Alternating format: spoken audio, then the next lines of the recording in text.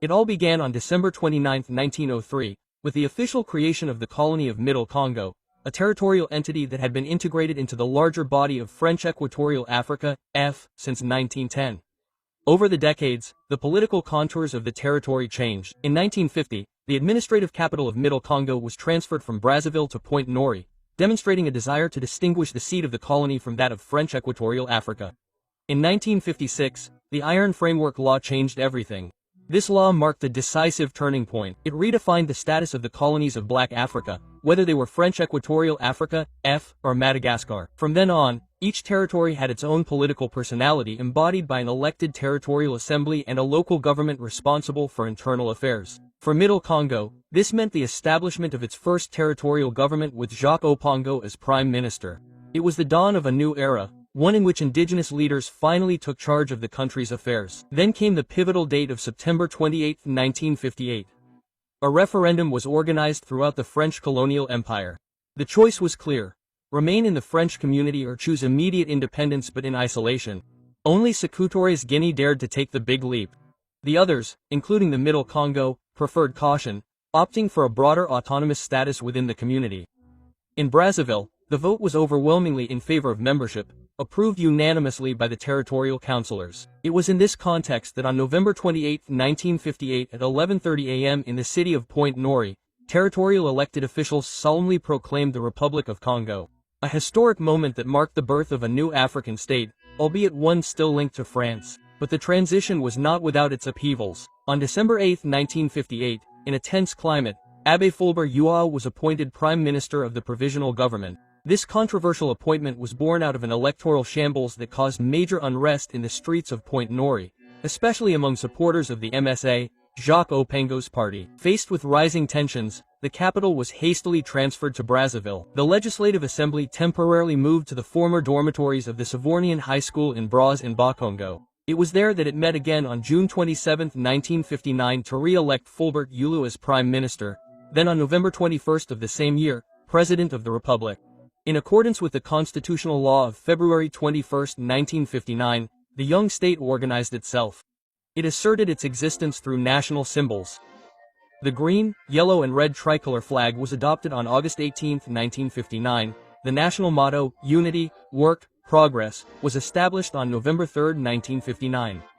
And finally, the national anthem was proclaimed on November 21, 1959, the result of the collective work of Jean Royer, Joseph Spadillier, Jacques Tendre and Georges Kabangi.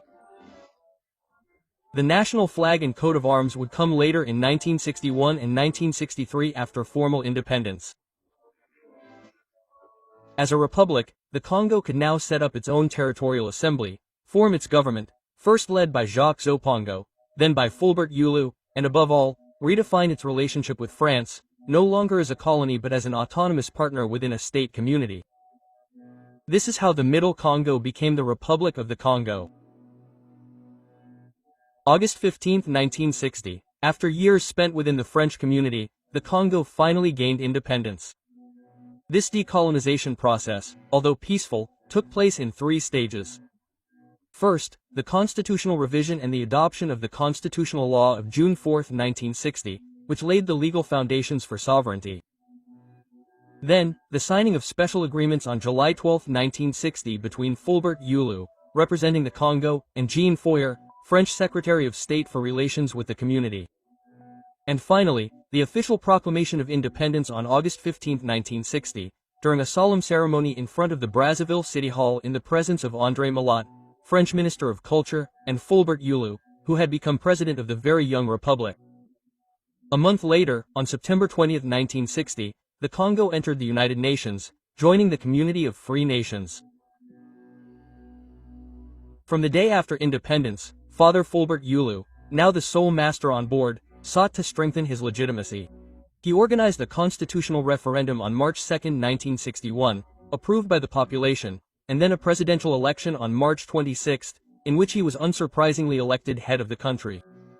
Although his authority was asserted, Youaou adopted an open governance by integrating some of his former adversaries into the government in a spirit of national unity. Among them, Jacques Opango, his eternal rival, played a secondary but decisive role. On July 28, 1960, he launched a vibrant appeal to the nation. Apart from our ideological struggles, apart from our democratic and constructive opposition, we have only one flag, one motto, and one goal, the Congo. A strong speech that expressed the desire to unite the country around a common project. At the time of independence, Congo-Brazzaville had a relatively advanced economic and social infrastructure compared to other countries in sub-Saharan Africa. The country had a functional rail network, modern ports, and several airports. In 1960, GDP per capita was $511, compared to the average of $330 for developing countries.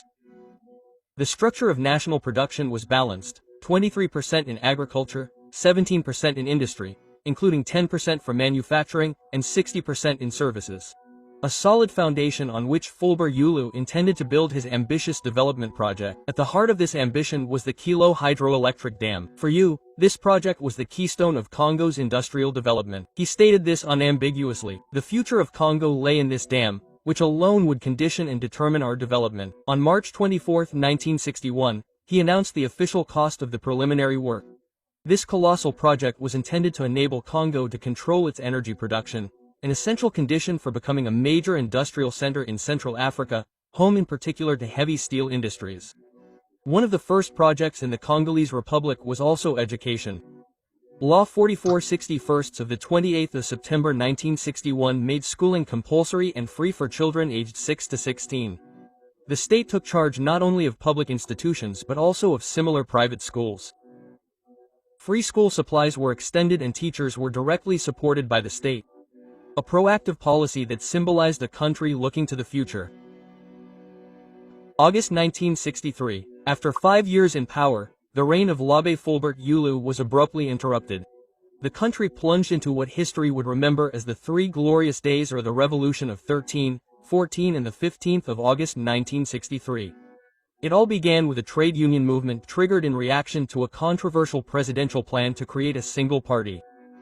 This initiative, in flagrant violation of Article 5 of the 1961 Constitution, sounded to the trade unions like a direct attack on political pluralism and, even more so, on their freedom of expression and organization.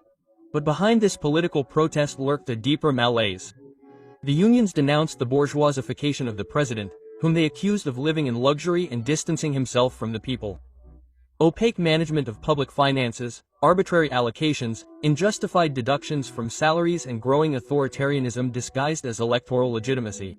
Fulbert Yulu, an anti-communist priest who had broken with the Catholic hierarchy, continued to wear a cassock in defiance, even sporting tailor-made suits designed by the great French couturiers. The atmosphere became explosive and on August 15, 1963, the date of the national holiday, tensions reached their peak.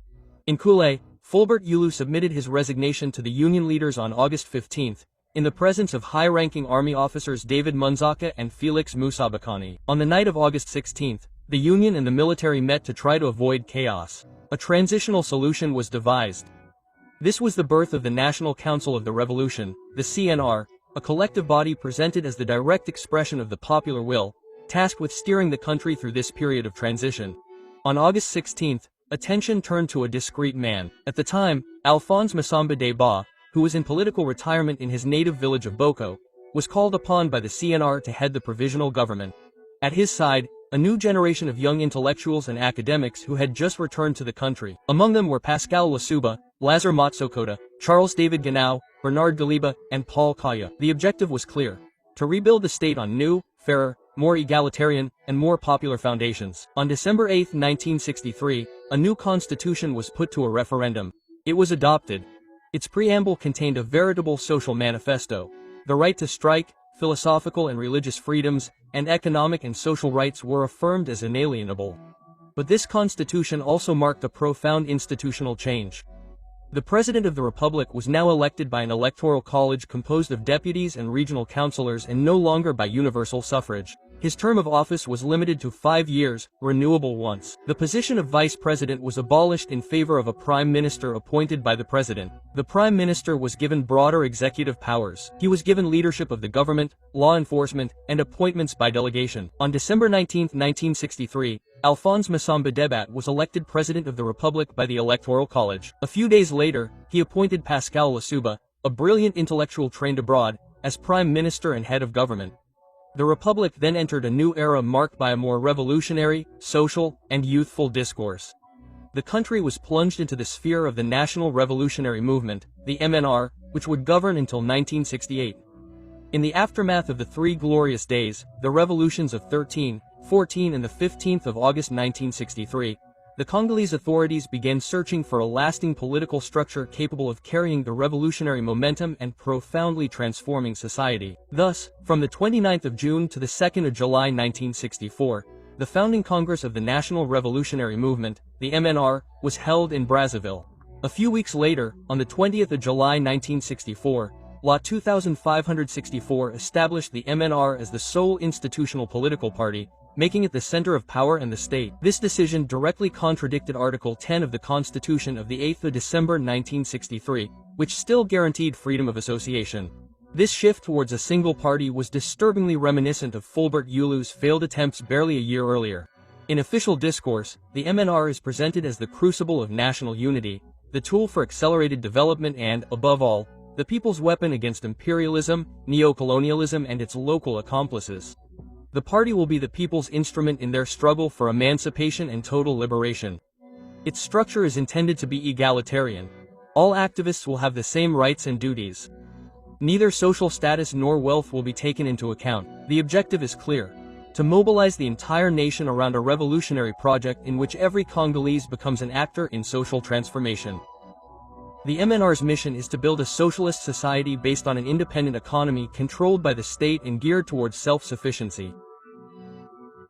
The key sectors of this strategy are clearly identified: land and agriculture, forests and natural resources, energy and transport, local industry and domestic and foreign trade, seen as a logical extension of national production. The ambition is immense: produce locally, consume locally and import only what is necessary.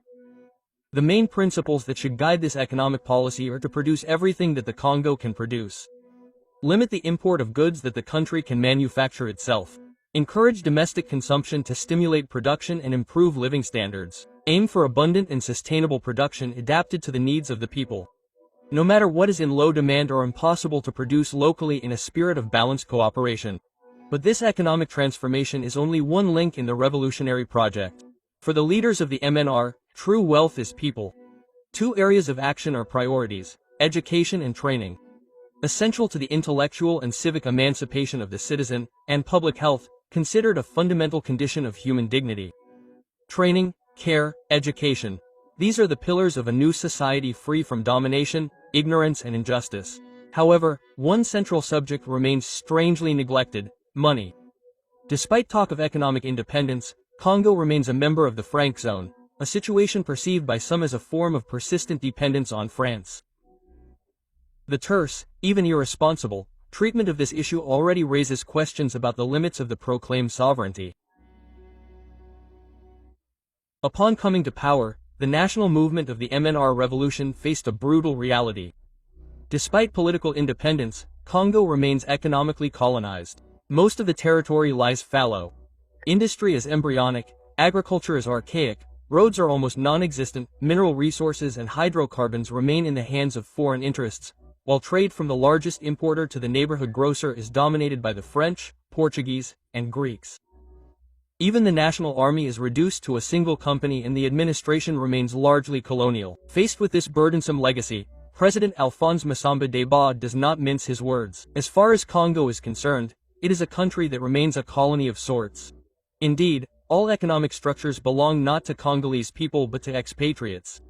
Whether you are in Brazzaville, Point Nori or any other city in the country, you will hardly see any truly Congolese factories. Certainly, some bear the name of a Congolese company, but in reality, no Congolese capital is invested in them. This diagnosis will form the basis of all the actions of the MNR.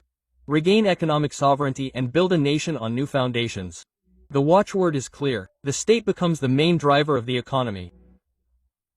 From 1965, the government launched major economic initiatives aimed at stimulating local production, reducing dependence on imports and creating public companies rather than risking outright nationalizations. The choice was strategic. Avoid exasperating foreign business circles while strengthening national production capacities. Be a good manager. A child who eats too many sweets ends up with colic. That is his punishment. A country that consumes too many foreign products remains dependent on foreigners. If the pill quickly cures colic, there is no other remedy for economic backwardness than a forced march through brambles and thorns. So let's invest more. The results are not long in coming. Between 1963 and 1968, peanut and palm oil production doubled. Coffee increased by 56%, cocoa by 78%, and butcher's meat by 128%. The agri-food industry experienced phenomenal growth, with annual production of 4 billion CFA francs at the end of the plan, while the wood industry added an additional 2.5 billion. Potash from the hull exploited in 1968 generated 3 billion CFA francs. In total, industrial production increased by more than 11 billion CFA francs, not counting the construction and service sectors. In 5 years, the number of employees doubled from 37,000 in 1963 to 76,000 in 1968, with 10,000 additional jobs created by the Congolese Sugar Company. The wage bill increased from 12.2 billion to 17.4 billion CFA francs. Per capita monetary income increased from 19,000 to 24,000 CFA francs despite an increase in the population. Even better, the proportion of salaries paid to expatriates decreased, a sign of a real rise in power among Congolese executives. Between 1960 and 1963, national investments barely reached 9.4 billion CFA francs. But between 1964 and 1968, this figure climbed to 12.2 billion, of which more than 8 billion came directly from the efforts of the Congolese state. The country then entered a phase of proactive construction with a clear vision, to produce locally for local consumption and to depend on external sources only under balanced conditions. On the international level, Congo adopted a position of non-alignment, breaking with its exclusive dependence on France from 1963 to 1968. Brazzaville diversified its diplomatic partners and drew closer to so-called progressive nations: Algeria, Egypt, China, North Korea, Cuba, the USSR and Eastern European countries. The watchword was now to cooperate with all peoples in peace, justice and equality. Under the leadership of the MNR, Congo experimented with an original development path in which the state, agriculture, industry and human training were at the heart of the project. In the search for ways and means leading our country to modernism, the MNR program would continue to inspire our politicians for a long time to come, insofar as the national interest was, without a doubt, at the center of its concerns. The Republic under the MNR had made advances that can still serve as a model for us. Martin Barry. In the 1960s, the Congo River did not just separate two banks. It divided two worldviews, two political projects, two histories that, for a time, were about to clash. Initially, however, relations between the two Congos, that of Brazzaville and that of Leopold, were marked by a certain fraternal understanding. President Fulbert Yulu was close to Joseph Kazevu and Moise Tshombe. All three shared the same hostility towards communism, perceived as a direct threat to regional stability. In 1959, you already confided in the Leopold riots. There was no political resonance but a deep sentimental and emotional resonance because the populations on both banks had the same origins, the same customs and spoke the same language. But this closeness did not survive the fall of Yoo in August 1963. The rise to power of Alphonse Massamba of the Ba and the National Revolutionary Movement transformed Congo-Brazzaville into a socialist state open to the countries of the Eastern Bloc. This ideological shift alarmed Kinshasa because, on the other side, Congo-Leopold, already unstable after the assassination of Patrice Lumumba, feared revolutionary contagion more than ever. Brazzaville then became a refuge for the Lumumbists and a rear base for several rebel movements, including the infamous Simba Revolt in 1964. To deal with this rebellion, Kinshasa recalled Moise Tshombe from exile in Spain. On July 10, 1964, he was sworn in as Prime Minister by Kasavubu. As soon as he was sworn in, he donned the mantle of a warlord determined to eradicate all communist influence, even on the other side. A few days later, at a public meeting, Tshombe issued a blunt threat. In 2 hours, I will silence the small community of Brazzaville. In Brazzaville, the response was swift. The Minister of Information, Bernard Zoniaba, responded with striking audacity on national television. The small community that we are would fight. It would fight and injure the giant opposite. It would be David against Goliath. And too bad if the Third World War starts from the banks of the Congo. And too bad if the Americans turn our Brazzaville into the younger sister of Hiroshima. The tone was set. The Cold War in its African theater and the Congo River became its front line.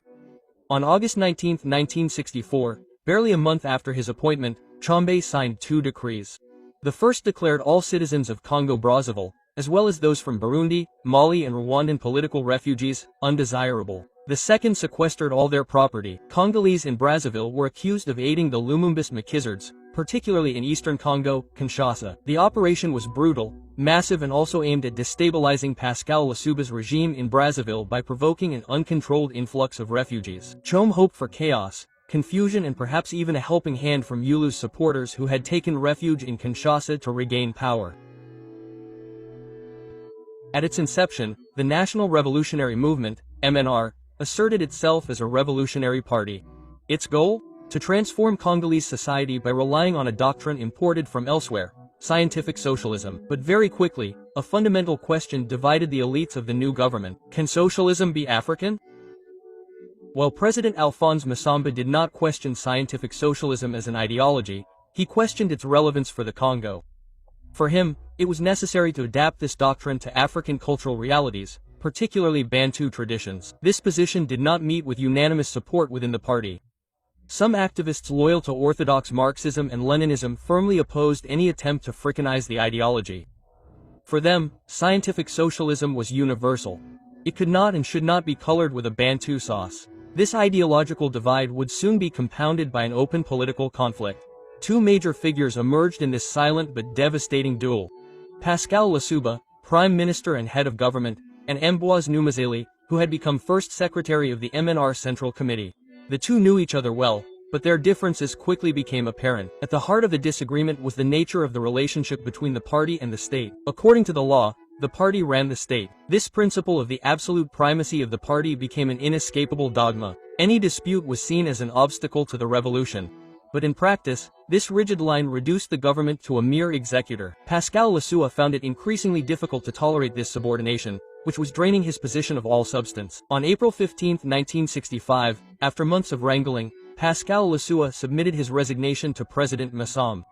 However, it was not made public until weeks later. This gave the president time to attempt a final mediation, to seek a compromise, and to preserve the unity of power. In vain, Lissouba remained firm in his position.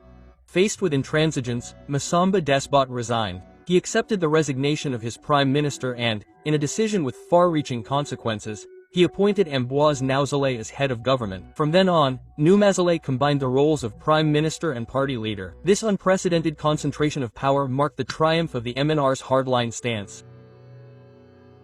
In the aftermath of independence, while promises of prosperity were struggling to materialize, youth unemployment reached alarming proportions. In Brazzaville, as in the rest of the country, idle youth were becoming easy prey for delinquency, worsening an already chronic instability.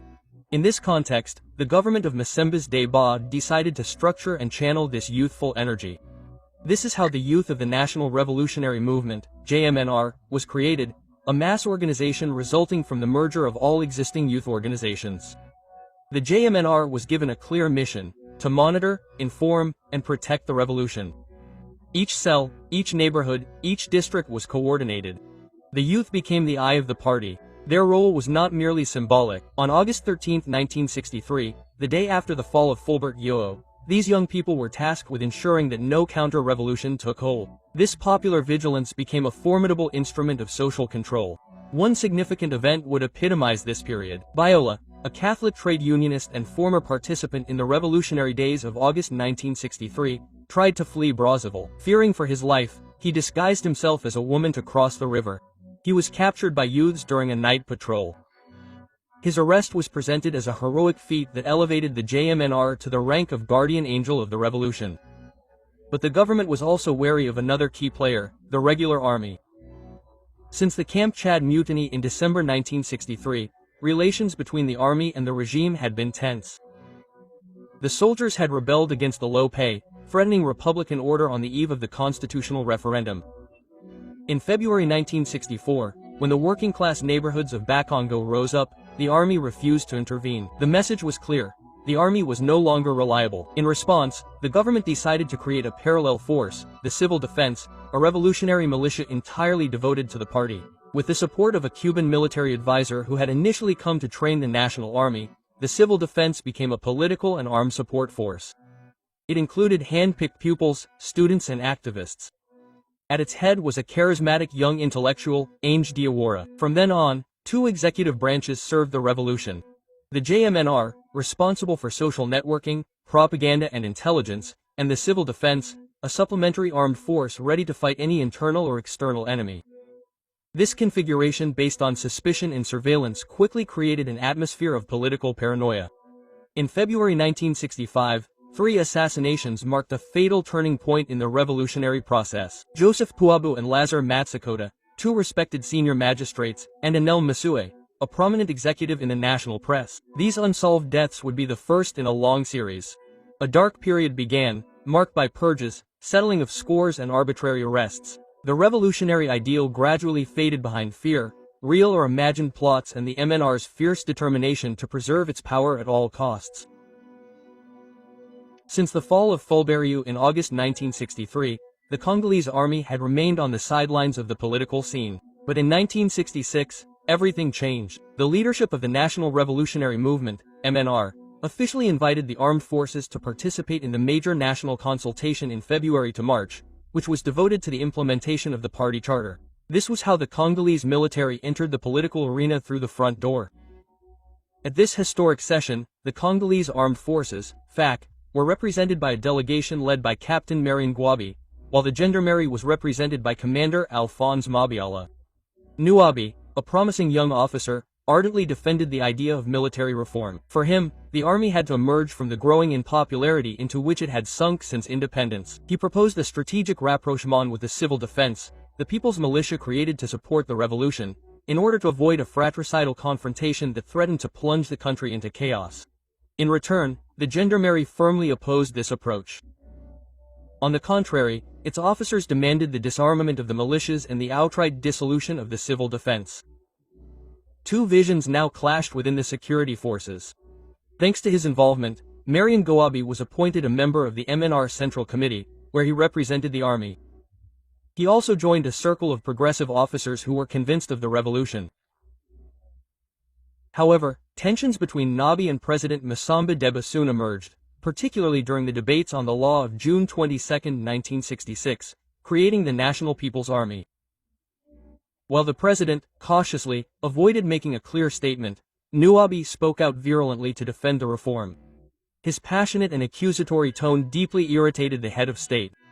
The latter, feeling publicly challenged, saw this position as a betrayal. Relations between the two men deteriorated rapidly. During the Central Committee session of February to March 1966, Nuabi stormed out of the meeting room, declaring that he could not be an accomplice to political opportunism, even in the name of consensus. The law was nevertheless adopted in June 1966, endorsing the creation of the National People's Army, as demanded by the radicals in the party and the army. But a few days later, an unexpected event occurred. On June 26, while President Masamba Deba was flying to Madagascar for LOCAM summit, he had a decree issued demoting Captain Gwabi to the rank of private second class. The charges were refusal to be posted to Point Nori and insubordination. Marianne Gwabi was immediately arrested. From June 27 to July 6, an attempted coup d'état orchestrated by paratroopers took place, but it was quickly stifled thanks to the decisive intervention of Cuban soldiers present in the Congo as part of the military cooperation agreements. Order was restored and Nuabi was released. He was reinstated in his rank but assigned without a specific mission to the research office of the General Staff. A disguised sidelining. Rather than remain silent, Nuabi took up his pen. He published a scathing manifesto, Soldier of the People, in which he wrote, "The National People's Army must transform all the structures inherited from the colonial system so that it constantly corresponds to the policies of our people. The cohesion and solidarity of our army must be the best demonstration of the application of the new orientation of the National People's Army." Quote, with this text, Marianne Gwabi laid the foundations for a new revolutionary military doctrine, an army at the service of the people and no longer of the colonial state or its heirs. The year 1968 was shaping up to be a major turning point in the political life of the Congo. By Decree 6815 of the 12th of January, President Alphonse Masamba made a radical decision. He dismissed his Prime Minister Ambroise Numazele and simply abolished the position. This gesture marked not only the end of their conflictual collaboration but also the beginning of an extreme concentration of power in the hands of the head of state. However, Numazele, although that, having been removed from the government, he retained his strategic position as first secretary of the MNR, a position from which he could only be dismissed at the end of a party congress. Cohabitation between the two men therefore became inevitable, tense, and explosive. It was in this context of political tension that Masamba Despot convened a large public meeting at the Brazzaville City Hall on July 22, 1968. The atmosphere was electric. In front of a large crowd, he gave an unexpected speech of rare virulence. The president, clearly at the end of his tether, publicly deferred to a possible successor. A brother, if there were one who was particularly gifted, intelligent, and dynamic, could achieve the happiness of the Congo more quickly than I could and help it emerge from its underdevelopment. I am ready to give up my place to him. The assembly was stunned.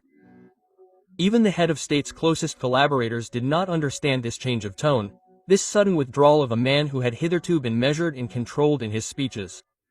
For many, this speech sounded like an admission of impotence or a provocation, but the president did not stop there. 2 days later, in a radio broadcast, he drove the point home. More ironic, more sarcastic, he noted with a touch of sarcasm that no pretender had come knocking at the palace door. Then, with a certain nonchalance, he announced that he would resume his work at the head of the country since, according to his words, no one had come forward to take power. In the same breath, he announced two decisions that would upset the balance of institutions: the dissolution of the National Assembly and that of the Political Bureau of the MNR. In an instant, Alphonse Masamba had disarmed the legislative power and neutralized his own party. This was the alarm signal. In the opposition, there were cries of authoritarianism, of flagrant violation of the Constitution. Some saw in it the first steps of an institutional coup disguised as reform. The president, once a figure of consensus, now appeared as an isolated man, cornered, openly defying the democratic mechanisms he had helped to establish.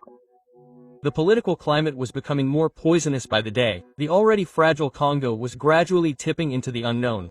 In mid-July 1968, Captain Marien Gwabi, one of the most prominent officers in the Congolese army, took a few days off in his hometown of Fort Rousse, now in Wando, in the north of the country. But his stay was cut short. Persistent rumors suggested that he might be arrested there. Informed and suspicious, he decided to return urgently to Brazzaville, preferring not to be caught like a little bird in a nest. But upon his return on July 29, his fears were confirmed. He was arrested and taken into custody at the command of the gendarmerie. 2 days later, on July 31, a decisive action changed the course of events. The paracommandos launched a lightning operation freeing Marien Go as well as other detained officers including Commander Musa Bakken and Lieutenant Kinganga. The uprising was launched. It was the beginning of a military insurrectionary movement. On August 3, Marien Gwabi officially took command of the Congolese army.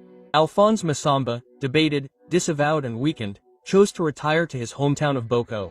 But in a gesture of conciliation, the new military leader addressed the people the very next day on national radio. He extended his hand to his predecessor asking that Comrade Masamba Despot come and take his place among us for the greater good of the nation. Against all expectations, Masamba Despot responded favorably. His return to Brazzaville relaunched discussions from August 5 to 14.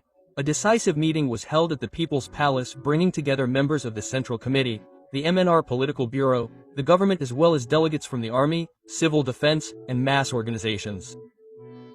But this creation was not new. The CNR in 1968 was merely a resurgence of the one in September 1963 that had brought Masamba Despot to power after the fall of Fulbert-Yoo. History seemed to have come full circle. On August 6, a new government was formed under pressure from the CNR. On August 15, for the first time since independence, the Congo did not organize any official celebrations of its anniversary. Another date became symbolic. On August 16, during a large popular meeting at the City Hall of Brazzaville, the members of the CNR were presented to the population. The founding text of the CNR, as well as the fundamental act intended to replace the 1963 Constitution were solemnly read. The atmosphere was strange and tense. Masamba Despot was in the room but his authority was fading. The summary protocol betrayed a new imbalance. The president was introduced before Marien Gwabi, the future head of state, as if her role had already been relegated to a mere extra. On August 20, 1968, a decree confirmed the new power dynamic. Captain Alfred Raoul was appointed prime minister on the proposal of the CNR. The army now held sway and the destiny of the Congo slowly but surely shifted towards a regime in which civilian power gave way to military power. On September 4, 1968, after several weeks of political confusion, Alphonse Massamba made a gesture with far-reaching consequences. He tendered his resignation as head of state. From his retirement in Bou, he summoned his defense minister, Captain Augustin Poignet, to personally hand him his letter of resignation. In a final act of responsibility, he gave him full powers to ensure the transition. However, this step, far from clarifying the situation, plunged the country into a total institutional vacuum. Augustin Poignet, although he had received the president's resignation, could not legally claim supreme power. Any attempt to proclaim himself head of state would be subject to a personal coup d'état, which he refused. Caught in an impasse, the captain found himself in extreme embarrassment. Faced with this impasse, it was the National Council of the Revolution, CNR, that intervened. That same day, by its Act No. 4, it decided to create a provisional government entrusted to a man of consensus, Captain Alfred Raoul, who was appointed prime minister. This transitional government would have only a short life, barely 4 months, but it would have to face two major diplomatic crises. First, the Pierre Mulele affair, a Congolese rebel leader who permanently poisoned relations with neighboring ZAI-DRC. Then, the crisis within the UDEAC, which jeopardized the fragile sub-regional economic union. But another event would hasten the end of the transition. On December 8, 1968, as Brazzaville was preparing to welcome several African heads of state, a protocol incident brought to the fore the latent tensions between the government and the CNR. While the welcoming escort waited at the Prime Minister's residence, members of the CNR protested. It was not the head of government's job to receive heads of state, but the president of the CNR, the country's only recognized supreme body. The plane of President Amadou Ado of Cameroon was already approaching. Action had to be taken quickly. As a matter of urgency, the entire welcoming delegation was redirected to the home of Captain Marianne Gouabi, who then went to Mai Airport to personally welcome the Cameroonian president at the foot of the plane. This symbolic act would be enshrined in a decree a few days later. On January 1, 1969, Captain Marianne Gouabi was officially appointed head of state of the Congo. He was only 30 years old. Unlike his predecessors, Gouabi refused to occupy the People's Palace, a symbol of centralized power. He chose instead to remain within the general staff of the armed forces, a strong, almost military gesture that reflected his desire to maintain the direct contact with his comrades in arms. This place would later become the Marianne Gouabi Museum.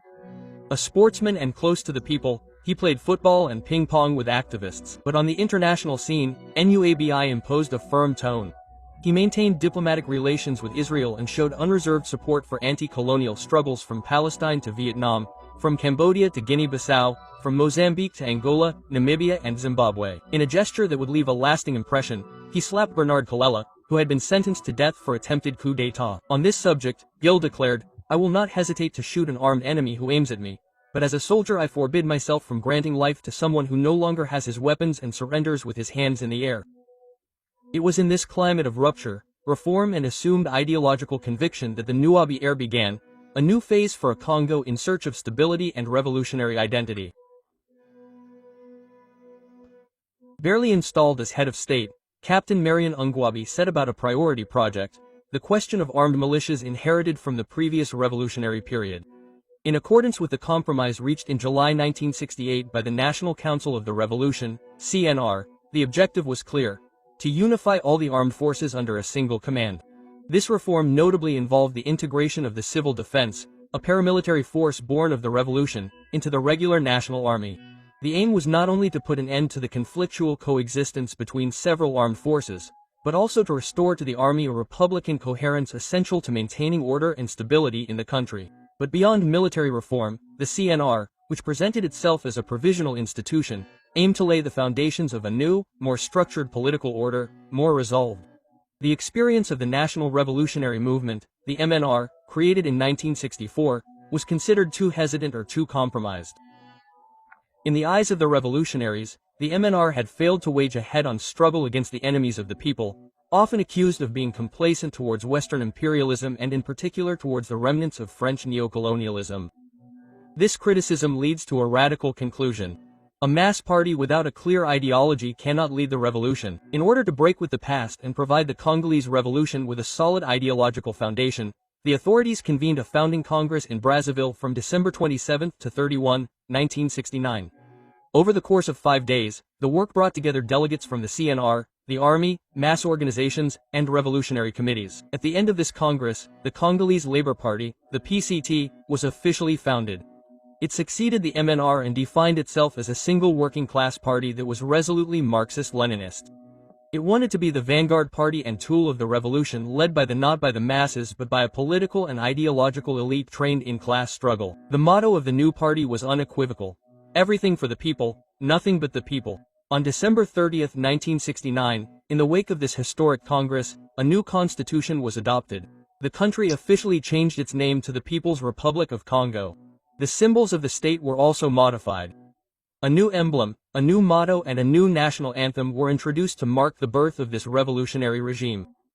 From then on, the Congolese Revolution entered a new phase driven by a strong ideology, a centralized power and a clear ambition to profoundly transform Congolese society according to the principles of Marxism-Leninism. Following their political victory in 1968, Marion Gwabi's supporters, carried away by the euphoria of change, began a series of economic reforms marked by a desire to break with the past.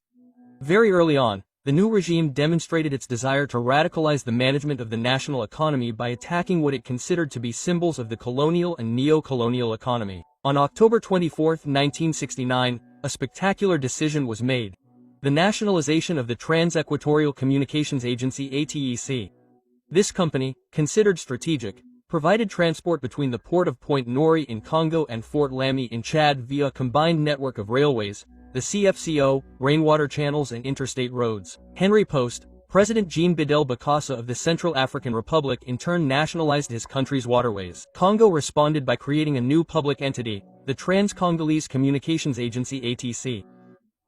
In the same vein, on September 25, 1970, Shan Sosu Nyari, a vast sugar complex located in Kai, ex-Jacob, was nationalized. Comprising two factories capable of producing up to 100,000 tons of sugar per year, this structure placed Congo among the African leaders in sugar exports alongside Madagascar. But the dream quickly collapsed. 3 years later, production was almost halved, falling below 45,000 tons, which led to the loss of export quotas to the EC. Meanwhile, the public companies created since 1965 by the Central Coordination Office (BCCO) were going through a deep crisis. Subsidies from the public treasury became their only source of survival. This fragility was accentuated by the fall in the world market for timber, the country's main export resource, and the closure of the potash mines in Pointe Noire, the second pillar of the Congolese economy. Faced with the growing inefficiency of state-owned enterprises, the regime attempted internal reform. On July 10, 1973, Ordinance 7326 instituted in each public enterprise what would be called the determining trilogy. This mechanism gave companies the ability to set their own salary levels and management rules. Abuses quickly multiplied, despite any economic logic. Collective management by the party, the union and management replaced the former boards of directors. In practice, the directors no longer had any real power. All important decisions had to be approved by the cells of the Congolese Labour Party, PCT, and the unions. The Comrades Tribunal became the disciplinary instrument within the units. Militant struggle now took precedence over competence. Bonuses were awarded without any relation to performance and productivity dropped sharply. On December 4, 1971, the University of Brazzaville was created. It opened its doors in October 1972 and became the Marianne Ngouabi University in July 1977 in tribute to the president. Sports also became a source of national pride. In 1972, Congo won the African Cup of Nations. Economically, 1974 seemed to mark a turning point. Thanks to the global oil crisis, Congo recorded an unexpected inflow of 21 billion CFA francs into its budget from the rise in oil prices. Encouraged by this improvement, Ngouabi announced the imminent eradication of the unemployment and even dreamed of a Congo that imported labor. Meat and medicines were subsidized. The state became a welfare state, but the illusion was short-lived. From the beginning of 1975, the situation turned around. Oil production forecasts were not met. The devaluation of the dollar reduced margins and, above all, massive embezzlement and mismanagement jeopardized the entire budget structure. The 3-year program that was supposed to guide investments failed. The funds expected from abroad never arrived. In 1975, the PCT itself had to acknowledge its failure. A national conference of public enterprises acknowledged the economic impasse, and on December 12, the party's Central Committee published a now famous statement called the 1212 Declaration, which officially recognized the failure of the socialist revolution in its economic implementation. From 1977 onwards, the Congolese Trade Union Confederation, CSE, until then a loyal ally of the regime, began to distance itself. Overburdened public enterprises were no longer able to pay salaries. Civil servants also suffered from this instability. Their salaries were paid according to tax revenues, which had become very irregular. This climate of social tension signaled the end of revolutionary illusions. The Congolese economy, strangled by mismanagement, poorly calibrated ambitions and global fluctuations, entered a period of prolonged asphyxia. In the autumn of 1968, barely had the new regime been installed in Brazzaville, when an event was to revive tensions between the two banks of the Congo River. On the 27th of September, the authorities in Brazzaville reported the presence of Pierre Mulele, an emblematic figure of the Lumumbist resistance and a former minister under Patrice Lumumba. After several years of armed struggle against the Kinshasa regime, he had left Maki to take discreet refuge in Brazzaville. Informed, Mobutu reacted quickly. He sent his Minister of Foreign Affairs, Justin Bomboko, to deliver an amnesty law and a solemn guarantee. The general amnesty was valid for all. We therefore welcome Mr. Moulay as a brother. He will work with us for the total liberation of our country. Reassured, Pierre Moulay agreed to return to Kinshasa on September 29, 1968. But it was a death trap. Shortly before his departure, some of his relatives warned him. "We heard rumors, they are going to kill you." Foo, but Moulay, stoically, he simply replied, "There are three things in life: birth, life and death. I have sown my seeds. They did not fall on rocks but on good soil. I await my last day." Quote, a few hours after his arrival in Kinshasa, he was tortured, executed and his corpse horribly mutilated. In Brazzaville, indignation was immediate, especially among young revolutionaries. The CNR and the provisional government were accused of having handed Mulele over to his executioners. The feeling of having betrayed Lumumba's legacy was inflamed. On October 9, 1968, Marion Gwabi was forced to explain himself publicly at a large rally. Despite his efforts, anger did not abate. Gangs of youths invaded the Congolese embassy in Kinshasa and ransacked it. Faced with this popular pressure, the authorities in Brazzaville officially severed diplomatic relations with Kinshasa. A deep rift had been created. In this climate of hostility, Mobutu issued a series of thinly veiled threats. "If I decided to put on my red beret in 2 hours, those on the other side would be silenced and most of their territory would be occupied." On March 23, 1970, tensions took a dramatic turn. An armed group led by Lieutenant King Ganga, alias Siro, attempted a coup d'état in Brazzaville. A former officer in the Congolese paratroopers, King Ganga had taken refuge in Kinshasa after a failed coup attempt in 1968. This time, they returned with a commando unit formed in the suburbs of Kinshasa determined to bring down the regime of Marion Nuabi. At dawn, the insurgents took control of the Voice of the Congolese Revolution, the national radio station. They neutralized the guards, took the technicians hostage and broadcast a martial message announcing the end of the PCT regime accompanied by the old national anthem and military music. King Ganga called on his troops to cross the river to take control of Brazzaville. For Gwabi, Kinshasa's involvement was beyond doubt. In the eyes of the Brazzaville regime, Mobutu was attempting direct destabilization. The confrontation was inevitable. Around 10 a.m., the counteroffensive was launched. The commando unit was wiped out on the radio station premises. King Ganga was stationed. These men were shot and publicly exposed in front of the station building. Among the accomplices, Captain Augustin Poignet, who had already been implicated in 1968, managed to flee to Kinshasa. In his address to the nation, Marion Nuabi publicly denounced the hand of Mobutu and the CIA in this attempted overthrow. The Kinganga coup further aggravated the already toxic relations between the two Congos, but tensions reached such a level that a military confrontation seemed imminent. To avoid irreparable harm, the leaders of the two countries finally chose the path of dialogue. 3 months later, on the very waters of the Congo River, Marion Gwabi and Mobutu Sese Seko met. They signed a solemn peace treaty full of symbols intended to reassure their people. We, Lieutenant General Joseph Désiré Mobutu, Commander Marion Nuabi, before history and before men, solemnly commit ourselves to doing everything possible to safeguard and consolidate peace and cooperation between the two Congos. This peaceful coexistence sealed on the waters of the largest river in Central Africa nevertheless remains fragile. The two capitals, so close geographically, remain politically opposed and the old demons of rivalry have not said their last words. On November 23, 1971, in front of a dancing crowd gathered at the Place de la Liberté, President Marion Gwabi gave a resounding speech. In a serious and accusatory tone, he designated without mentioning names, the dubious personalities lurking in the highest spheres of power. Willow, the wisps, chameleons, double-shelled turtles, vampires, thus describing them, evoking an evil gnawing at the very heart of the Congolese revolution. For the first time, the danger no longer came from outside, but from within the Congolese Workers' Party. Previously, the enemies of the people had been referred to as foreign imperialists, agents of neocolonialism. Now, according to Nuabi, some of his enemies sat on the Central Committee, the Political Bureau, and at the very top of the state apparatus. He publicly questioned who in the Congolese Workers' Party was truly revolutionary and who was not. This direct accusation marked a turning point. Nuabi then announced a general review of the mandates, a metaphor loaded with meaning that immediately became a popular slogan in the streets of Brazzaville. A political purge was in the making, a genuine revolutionary hygiene operation. A vanguard party was needed that would exclude the waverers, the petty bourgeoisie living off the exploitation of the people, and the foreign valet. On December 20, 1971, the PCT Central Committee met. The aim was to study the grievances coming from the grassroots, the thousands of denunciations, letters and reports issued by party cells, unions and neighborhoods. Everyone shared their grievances, suspicions and sometimes even personal grudges. Two documents guided the work. Marion Nuabi's speech on the 23rd of November, a list of popular grievances. Nuabi had been clear. All those who believed in scientific socialism, fetishism, Freemasonry or any other bourgeois ideology at the same time must be ejected.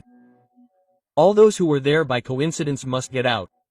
All those who rose too quickly must come back down, and those who refused to change must return to basic education. The purge was not about details. There was talk in the streets of a surgical operation supposed to remove the tumors gangrening the state apparatus. Among the men targeted in this political purification campaign was Ang Diawara, an influential member of the newly revised Political Bureau after the December 1971 session.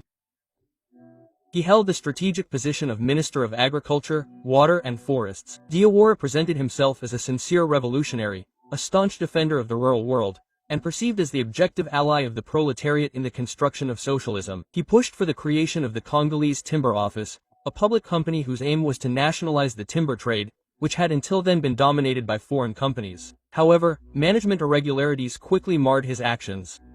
Ang Diawara was accused of having placed his own brother Gaëtan Diawara at the head of this new structure. This nepotism combined with opaque management made him an ideal target in this climate of suspicion.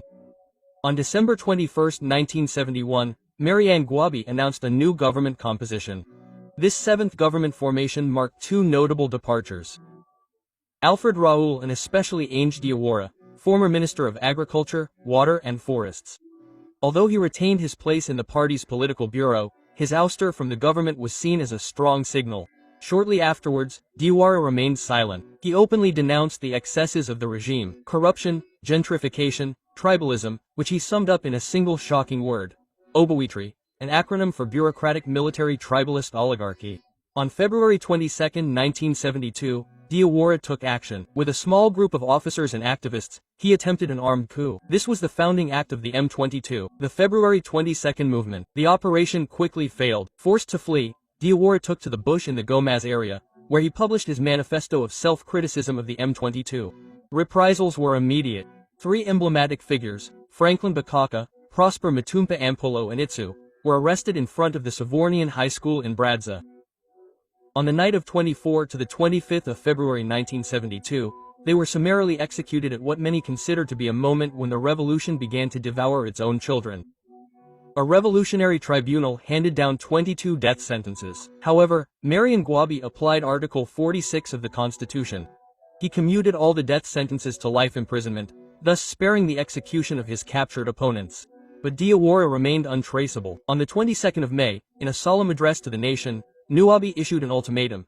If Ang Diawara is sincere, if there is still anything revolutionary in him, then he should surrender, but if he deceives me, I will wage war on him, and that would be a shame. The hunt lasted more than a year. On April 24, 1973, the last Macassars of the M22 were captured near the Lufuakari Falls southeast of Brazzaville. Diawara, along with Ikoko and Bakakolo, were summarily executed to make it look like they had died in combat.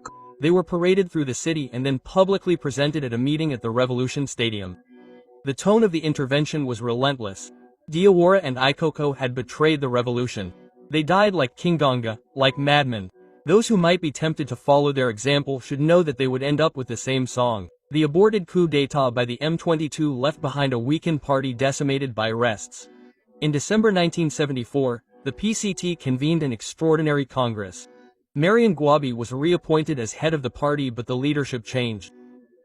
To fill the ideological void, the party opened up to a moderate current represented by Pascal Lasuba, Martin Mberi, Hilaire Munta and Gustave Aboganian. These new figures proposed a line called the National Democratic and Popular Revolution and initiated constitutional reforms. Rehabilitation of the National Assembly, suspended since 1968. Creation of a Council of State, restoration of the post of Prime Minister, creation of state security, a genuine political police. In 1977, Gwabi's power wavered. The economy was at its wit's end. Extreme political attention. The president began a series of consultations. Former M22 leader Massam was in the debate. The Catholic Church, via Cardinal Émile Bayenda, sensed the danger coming. On March 8, 1977, on International Women's Day, he gave a premonitory speech at the town hall. When your country is dirty and lacking in lasting peace, you can only restore its cleanliness and unity by washing it with your blood. On March 18, 1977, Marian Gwabi was assassinated in broad daylight in his residence while the army was on high alert. The mood remained murky, and the attackers were never clearly identified. A military committee of the CMP party was immediately set up. A commission of inquiry and then a court-martial were formed. The reprisals were terrible. Alphonse Massamba was debated tortuously and then executed. Pascal Lasuba was arrested and sentenced to death and had his sentence commuted to life imprisonment. He was released 2 years later, and Cardinal Émile Bayenda was also assassinated a few days later. In this atmosphere of chaos, Professor Pascal Lasuba wrote a poignant letter addressed to the Chief of Staff, to the Comrade Commander, Chief of the General Staff. Comrade, I was far from imagining such a dramatic situation. This morning that is striking the revolution is also my morning. I have a daughter in the sea and a cousin of the illustrious deceased, this individual terror. This heinous, gratuitous, and pointless crime fills me with horror. I fear for our country because the first ones have deeply divided it. This one surpasses them all. Would it be wrong to ask for the immortality of our clairvoyant comrade? At the end of the morning, Brazzaville should have lived on for Ngua Biville. May your wisdom contain all this for me and for the joint. My tears to those of the nation, Professor Pascal. Ultimately, Brazzaville will not be renamed Abbeville, but it is the University of Brazzaville that will henceforth bear her name. Marianne Gwabi University.